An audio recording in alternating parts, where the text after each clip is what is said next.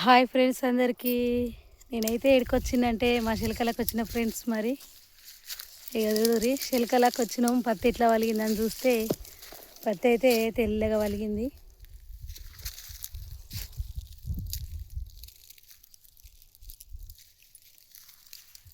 కనిపిస్తుందా ఫ్రెండ్స్? మరి అప్పుడైతే ఇక్కడ వలగలేదు వానల, ఇప్పుడు ఎండలు కొట్టినాయి కాబట్టి మంచిగా వలిగింది, తెల్లగా ఉన్న కాడికి వలిగింది.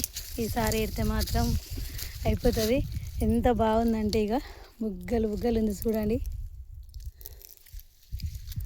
చూసిరా మరి ఈడంగానే పోయే తోవ ఈడంగానే కాబట్టి చేను దగ్గరంగా చేలకు వచ్చి అయితే చేను అయితే చూసినాం. మరి ఇక కూలీ అయితే 500 అంట. కూలీలు కూడా దొరుకుతలేరంట ఫ్రెండ్స్. మరి ఏం దొరుకుతారో ఏమో. రేపైతే కూలీలను దేవులాడి పత్తి అయితే ఏరాలి. మరి నేను వచ్చి హైదరాబాద్కు 10 రోజులు అవుతుంది.